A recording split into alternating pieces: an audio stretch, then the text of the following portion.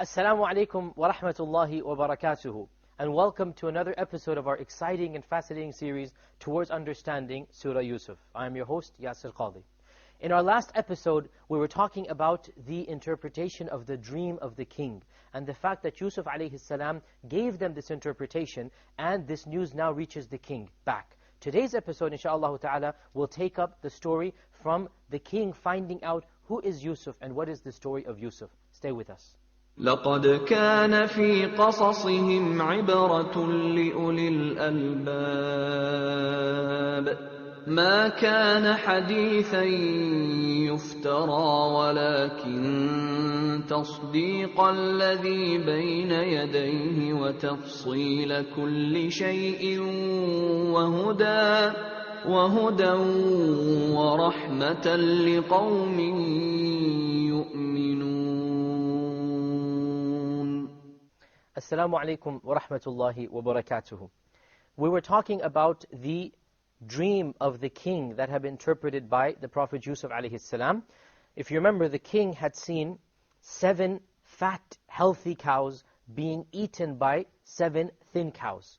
And he had seen 7 grains of corn that were ripe and luscious and basically producing a lot of grain, and 7 of them that were withered away and dry. And Yusuf alayhi salam understood immediately what the dream meant, and he interpreted automatically. And he gave them also not just the interpretation, he told them what to do to solve the problem. And the problem was that there would have been 7 years of drought after 7 years of basically luscious produce. There would have been 7 years of famine. So Yusuf alayhi salam told them, for 7 years you will produce as you are customarily used to producing. Make sure you save all of it, except for a little, illa qalilan, that you're going to have to eat. And then there will come 7 years of difficulty, and they will eat up the 7 years of produce that happened. I want to talk a little bit about dreams and dream interpretation, because dreams is a constant theme of Surah Yusuf. The surah starts with a dream, and we see the dream of the people in the prison, we see the dream of the king himself, and then the end of the surah, we see the conclusion and the interpretation of the dream of Yusuf alayhi salam. As we said, dreams are of 3 types. One of them is the dream that yourself imagines, your soul imagines. Another is from shaitan. And the ministers accused the king of seeing one of these types of dreams. You are seeing jumbled up, messed up nightmares from shaitan. And the third type, we call it ru'ya, which means from Allah subhanahu wa ta'ala. What I want to clarify in a few minutes is that the concept of dream interpretation is a blessing that Allah gives to His chosen servants. People are blessed with this knowledge. It is not something that you can look up in an encyclopedia or a book. It is very common to find books in the marketplace that say how to interpret dreams, or the dictionary of dreams. And there is a famous fabricated book that is attributed to a great scholar by the name of Muhammad ibn Sirin. And they say this is the dictionary of interpretations of dreams by Muhammad ibn Sirin. This book is in fact a fabrication. Muhammad ibn Sirin was a great scholar. He was a student of Abu Hurairah. And he was a dream interpreter, but he never wrote a book. Actually, a charlatan, a fakester, a trickster, many centuries later, wanted to make money by selling this book. So he put dream interpretation by Ibn Sirin. And it wasn't by Ibn Sirin. He just wanted to mass produce this book to get some income and some fame from it. The reality is that this book, and all books in fact, that claim to tell you how to interpret dreams, these books are not authentic. You do not learn how to interpret dreams. Actually, this is a science that Allah blesses you with. Now, I am not denying that there are some hadith and some indications that you can get from the Quran and the Sunnah of how to interpret dreams. For example, a fat cow might signify a fruitful year. But what I'm trying to stress here, yes, there are a few such things that we find in the Quran and Sunnah. But what I'm trying to stress here, overall, the science of dream interpretation is a symbolic science that Allah blesses people with. And it is relative, the dream and the interpretation of the dream is relative to the person who saw it and the culture that he or she is living in. So for example, to see a certain animal living in one part of the world might signify one thing. To see the same animal, another person in another part of the world sees it, it might signify something totally different. Because the symbolism will be related to the culture you're living in. Similarly, The same symbol might mean something different in one century than it does in another century. So the very concept of having a book of dream interpretations doesn't make any sense. Rather, as we said, dream interpretation is a science that Allah Azza wa Jal blesses the chosen people with. How does a person get this knowledge? By being pious and righteous. As simple as that. This is one of the very few sciences in Islam that is not an academic science. You don't study it. The majority of sciences in Islam can be studied. We study fiqh, we study Qur'an, we study hadith. But dream interpretation, we can only study a little bit of it, very little bit of it. You would not be able to write a large volume on dream interpretation. Rather, this is a blessing from Allah. So I advise my viewers to beware and be cautious, not just of the books that are out on a marketplace, but also of those people who think that they can interpret dreams, and you find them all the time coming. Many times you find them on satellite channels, or you find them sometimes, you can call them up and they'll ask you for some money, or you go to them and they will ask you for some money, and they pretend to interpret dreams. Be careful. I'm not saying all of them are false. Allah knows best. But for sure, many of these people are just trying to make a business out of it by milking your money out. So remember, dream interpretation is a blessing from Allah. If you do see an interesting dream that you want to get interpreted, find out from the people of your village, of your town, of your city, who are the righteous and pious people. And only tell the righteous and pious people of your dreams. Do not announce it in public, because the Prophet ﷺ clearly told us that when you see a good dream, only tell it to the people whom you trust, whom you confide in. So go to the local, pious, God-fearing ulama of your locality and confide to them and ask them what is the interpretation of the dream. So, inshaAllah ta'ala, then you will get the dream interpreted properly. Returning to our story, Yusuf alayhi salam tells them the interpretation of the dream, and he also informs them what to do to prevent this famine and drought from killing off large populations within Egypt. He says, save the grain and eat it up in the next 7 years.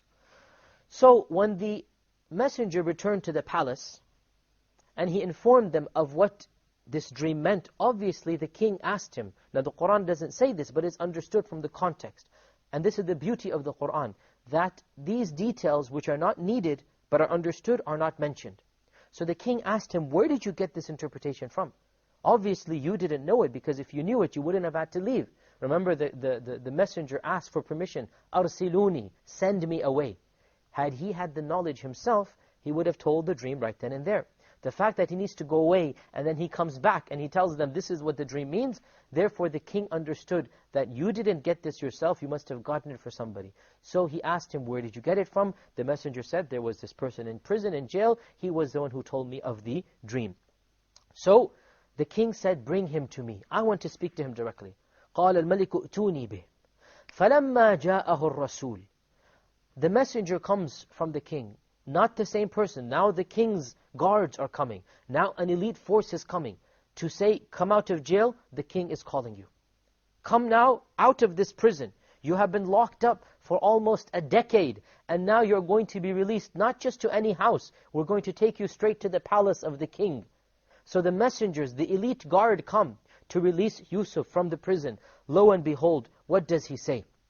He says, قَالَ ارْجِعْ إِلَى رَبِّكَ. Go back to the king. After having remained in prison for so long, he says, go back to the king. فَاسْأَلْهُ مَا بَالُ النِّسْوَةِ اللَّاتِي قَطَّعْنَ أَيْدِيَهُنْ. What is the matter? What is the affair? What is the secret of those women who cut their hands? All of those women who had cut their hands, he must have now mentioned all of them. And he said, go ask the king to find out from them what is the real state of affairs. Now realize, the king has never heard of Yusuf. He's never heard of this affair. He's never heard of this fiasco or scandal. Or if he has, he's only heard of it vaguely. It hasn't reached him. Now Yusuf, if he wanted to, he could have gone to the king and ignored the whole fiasco. Ignored the entire episode. Take it as a chapter of history that doesn't want to be talked about. But no, his honor is at stake. People might still be doubting what actually happened. Who seduced whom? Was there an actual act of evil that took place? So Yusuf alayhi salam wants to clear his honor, even if it means he has to remain in prison for a longer period of time. So he said, go back to your king and verify what happened with regards to those women. Inna Rabbi bikaydihinna alim. My Lord is well aware of their plot, of their planning.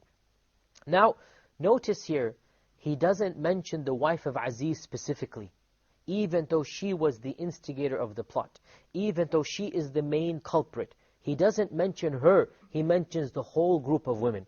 Why does he do so? He probably does so as not to pinpoint the guilty culprit directly, but rather to give the group of people, all of them. And he mentions that all of them plotted against him, even though it was primarily the wife of Aziz who plotted against him. So he refused to go out of the prison. And once again, our Prophet ﷺ remarked, and this hadith is in Sahih Muslim and in other books of hadith, he said, "Ajibtu, I am amazed and astonished at how patient my brother Yusuf was." The Prophet ﷺ calls him my brother because all of the prophets are brothers, meaning that all of them, they share the same message. Not that they are blood brothers, but that they are brothers of the same religion. So he says, I am amazed at the patience of my brother Yusuf. Had the messenger come for me, had the king's messengers come for me, I would have rushed to the door. I would have raced to come out. And every one of us would have done the same. Every one of us would have tried to rush to go out and be released. After having remained 7, 8, 9, 10 years in jail, what would be our fate? But Yusuf a.s. said, no, go back to the king and find out what was the actual story of those women who cut their hands. Verily, my Lord is well aware of what they had done. So now the messenger comes back and he says, Yusuf has refused to go out of jail. What prisoner in his right mind will refuse to go out of jail? What prisoner will tell any messenger, I don't want to leave prison? Yusuf a.s. said that. I don't want to leave prison until my name is cleared. I am not going to leave this place until my name and my honor is completely exonerated and everybody knows I had nothing to do with any sin and crime. So the king is absolutely astonished. The king is amazed. What type of prisoner is this? And he calls all of these ladies and he asks them, مَا خَطْبُكُنَّ? What was the matter? What is the story? Tell me. When you tried to seduce Yusuf, did anything happen? Now remember, and this is very amazing, the wife of Aziz publicly announced, I am trying to seduce him. It's not a matter that she's trying to hide it. She publicly says, I was the one who tried to seduce him. But still, Yusuf wants to make sure that there's no ambiguity. Nobody thinks anything actually happened. It's not even that he has been accused of a crime. It's just that he wants to make sure that there is no trace of doubt in anybody's mind. So the king calls all of the ladies who were present there, all of the ladies who had cut their hands, and he asks them, tell me what actually happened. مَا خَطْبُكُنَّ إِذْ رَوَتُّنَّ يُوسُفَ عَنْ نَفْسِهِ. Their initial response, قُلْنَا حَاشَ لِلَّهِ. They said, we seek Allah's refuge, all praise is due to Allah. مَا عَلِمْنَا عَلَيْهِ مِنْ سُوءٍ. We know of no evil from him. So this was their initial response to get out of this accusation. We need to take a short break. As soon as we come back, we'll continue the story. I know you'll stay with us. لقد كان في قصصهم عبرة لأولي الألباب. كان في قصصهم عبرة لأولي الألباب. لقد كان في قصصهم عبرة لأولي الألباب. كان في قصصهم عبرة لأولي الألباب. Welcome back. So the king had called all of these ladies and he asked them, what was the matter? What actually happened when you tried to seduce Yusuf? And notice here the beauty of Yusuf's action. The women have admitted to trying to seduce him. It's not as if they accused him of any crime. So the king himself says, when you tried to seduce Yusuf, he doesn't say who seduced whom. He knows. Everybody knows the story. But he wants to know what happened. Was there any ambiguity? Did any type of fahish or evil actually occur? Was there any sign from Yusuf that he was tempted by you? So it's not that Yusuf was trying to prove that he didn't seduce.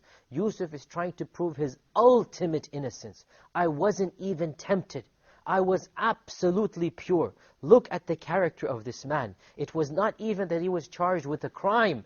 What man could have refused if a man had fallen into this temptation? Who would have blamed this man? But it wasn't even that. He wanted to make sure that everybody knew that his character was absolutely and 100% clean, that there was nothing wrong that he had done. So the initial response of all of these ladies, they said, مَا عَلِمْنَا عَلَيْهِ مِنْ سُوءٍ. We don't know any evil coming from him. So they're saying, look now, they're not saying we are innocent. Look now, even they admit that they're guilty. Look at how they phrase it. They phrase it by saying, we don't know of any evil coming from him. We didn't see anything wrong from his side. They didn't say, we see no wrong from our side. They were guilty. They were evil. مَا عَلِمْنَا عَلَيْهِ مِنْ سُوءٍ. So all of them say, they testify to the character of Yusuf. And they say, we don't find any evil from him. But at this stage, and now here, many historians say that the minister, Al-Aziz himself, had passed away in this time.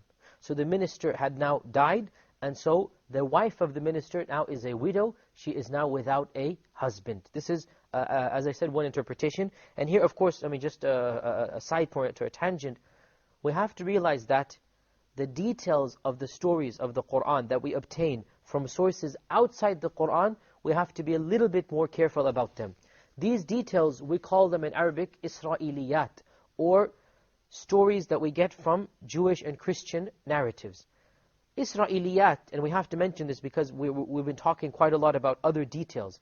Isra'iliyat, or these extra Qur'anic interpretations, extra Qur'anic details, it is permissible to narrate them, but we have to realize that their source might not be true. If this narrative contradicts the Qur'an and Sunnah, we have to reject it. If the narrative supports the Qur'an and Sunnah, then of course the Qur'an and Sunnah is sufficient for us. But if the narrative fills in the blanks, gives us details that neither contradicts nor goes against, in this case, we may narrate it, but we may also have to make sure that we realize that this is from the Isra'iliyat. For example, the name of the wife of the minister, it is not found in the Qur'an and Sunnah. We find it in Jewish and Christian sources, that her name was Uzlikhya or Zulaykha. This is a name that is not found in the Qur'an and Sunnah. Can we use this name? Well, if we use it, we have to realize that this is a name that we don't know for sure. It is found in other sources, it is not found in our source. On the other hand, we find certain things that are absolutely false in Jewish and Christian sources that goes against the Quranic version. For example, in the Jewish and Christian version, we find that Yusuf alayhi salam actually did something that was not absolutely right to do, or he ended up marrying Zulaykha. And this is a common myth that many Muslims have taken, and it is not found in the Qur'an and Sunnah, and in fact it would go against the perfection of the character of a Prophet of Allah to marry a woman who had such character that is not appropriate to have. So this is something that actually goes against our version, and we need to reject it. And also a point in mind, the story of Yusuf and the wife of Aziz, the Qur'anic version is one thing, and then we find later storytellers have embellished it and have given details and have made it into a love story, and it was not a love story. Yusuf alayhi salam did not end up marrying the wife of Aziz. This is not found in any Islamic version or text, and this is not something that is appropriate for a prophet. And yet we find many of the storytellers have embellished the story and made it into a love story, and this is not something we need to avoid. The Qur'an is quite clear about what happened, and we should stick with the Qur'anic version. Returning to the story, once the women have exonerated Yusuf and they have said there's nothing wrong with Yusuf, he was innocent. Now, قالت امرأة العزيز. Now the wife of Aziz says, الآن حصحص الحق. Now the truth is حصحص. حصحص means manifest, clear. Now the truth must be said. أنا راودته عن نفسه. I was the one who tried to seduce him, and verily إنه لمن الصادقين. He is of those who is completely honest and true. إنه لمن الصادقين. He is of those who is completely true, completely honest. He has no sin done upon him. He has no evil character. ذلك ليعلم أني لم أخنه بالغيب. I say this so that he may know that I never betrayed his trust, and that Allah does not guide those who betray themselves. وَمَا أُبَرِّئُ نَفْسِي. And I am not fully saying that I am completely innocent. I'm not saying this. Verily, إِنَّ النَّفْسَ لَأَمَّارَةٌ بِالسُّوءِ. Verily, all souls have this innate inclination to do evil, except for those whom my Lord has shown mercy. Verily, my Lord is forgiving and merciful. Now, these two verses, verse 52 and 53, have been the source of a lot of interpretation, a lot of speech between the scholars. Who said it and what does it actually mean? But to summarize, the question arises, who said verse 52 and 53? Well, if you look at the context of the surah, the context of this verse, the first thing that comes to mind is that the wife of Aziz is the one who is speaking. So the wife of Aziz says, I say this. Say what? I say this, that I was the one who seduced him. I say it so that he may know, my husband or my ex-husband, meaning he has died, so that he may know, or that it may be known that I wasn't dishonest to him. In other words, I never actually committed the act. So she admits, I tried to seduce him, but it didn't happen. So in the end of the day, I didn't actually betray the bed of my husband, even though I committed the crime of trying to seduce Yusuf and trying to do the act. Still it never happened. So let everybody know that in the end of the day, I actually did not commit the crime. So I want to say this publicly, and I want to make the air clear that I was guilty of seducing him, but I was not guilty of committing the act of intercourse. This is what she's trying to say. وَأَنَّ اللَّهَ لَا يَهْدِي كَيْدَ الْخَائِنِينَ. And that Allah subhanahu wa ta'ala does not guide the plots of those who are evil and dishonest. And then, to make sure that everybody understands, she is saying, وَمَا أُبَرِّئُ نَفْسِي. I'm not saying that I'm innocent. I know I'm guilty. I know I'm guilty of what? I'm guilty of trying to seduce him. So she's saying, don't think I'm trying to be pious. Don't think that I'm trying to say that, oh, I have not committed any sin. I know that I have committed the sin. And the sin that I've committed is the sin of seduction and not the sin of actual fornication. And then she makes a little excuse for himself. إِنَّ النَّفْسَ لَأَمَّارَةٌ بِالسُّوءِ. Verily, the souls, they are inclined to evil. And as we said, especially the evil of lust, especially the evil of being attracted to the opposite gender and acting upon that attraction. This is a lust that every single human being has. And the men have it to a level more than women do, even though in this case we find the women have it more than the man does. And this is the whole beauty of the story of Yusuf, that Yusuf, despite the fact that he is a young man, is able to fight that temptation, and it is the married women around him who fall prey to this temptation. So she makes an excuse and she says, verily, souls are inclined towards evil, إِلَّا مَا رَحِمَ رَبِّي, except for those whom my Lord has shown mercy. There are a few who are above falling into this sin. Verily, my Lord is forgiving and merciful. I hope for forgiveness from my Lord. Even though she does not believe in Allah, she still believes in her gods, and she expects her gods to forgive her for this sin. This is the first interpretation of the verse. The second interpretation, and this is a bit more difficult to understand, is that it is not the wife of Aziz who is speaking. Rather, it is Yusuf speaking now. It is Yusuf speaking, not the wife of Aziz. It is Yusuf who says, ذَلِكَ لِيَعْلَمَ أَنِّي لَمْ أَخُنْهُ بِالْغَيْبِ. This I have done, meaning I have refused to go out of prison. I have refused to answer the king. And I wanted the king to question the women. Why? So that he may know that I was honest. Who is the he? Once again, we have interpretations. One group of scholars says the he is my master. So that my master may know that I never did the crime. I was innocent. And the other interpretation, so that he may know, i.e. my Lord may know, Allah Azza wa Jal may know, that I was honest and truthful to him. But to be honest here, this second interpretation seems a bit far-fetched. The second interpretation requires a little bit of changing of the context. And also, Allah Azza wa Jal knows everything. Allah Azza wa Jal does not need to be shown this through the king's tactics of calling the women. So this is not something that makes sense. Also the fact that Yusuf alayhi salam is supposed to have said, وَمَا أُبَرِّئُ نَفْسِي, that I am not saying I'm totally innocent. The scholars say what Yusuf was trying to say, I had the inclination as well, but I controlled it. And he makes an excuse for saying, verily, souls are inclined towards evil except for the souls that my Lord has shown mercy on. The interpretation that Yusuf was the one speaking here, it requires a little bit of imagination. And in fact, it goes against the context of the verse. So even though linguistically it might be possible, the reality is that the first meaning that comes to mind, and inshallah ta'ala the correct one, the one who was doing the speaking throughout all of these verses is the wife of Aziz. Now, here, Allah Azza wa Jal says that this woman said, إِنَّ النَّفْسَ لَأَمَّارَةٌ بِالسُّوءِ, that verily the souls are inclined towards evil. How many types of souls are there? There are a number of types of souls. There is the soul that is inclined towards evil.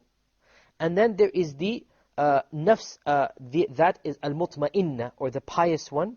And then there is the nafs that is al-lawwama, or the one that is in between. And this is one interpretation of the ulama, that there are three types of souls. The pious soul, the nafs al-mutma'inna, the evil soul, the ammara bis-su, and then the soul that is in the middle, nafs al-lawwama. And there are other interpretations as well.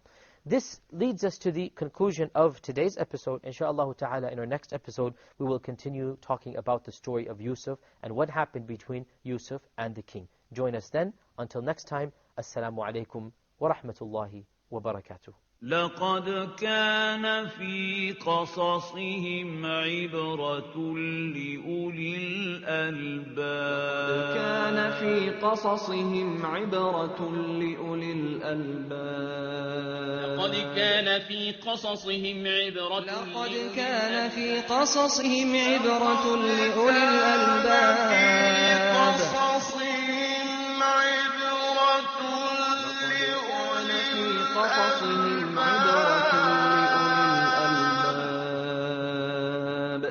ما كان حديثا يفترى ولكن تصديق الذي بين يديه وتفصيل كل شيء وهدى ورحمة لقوم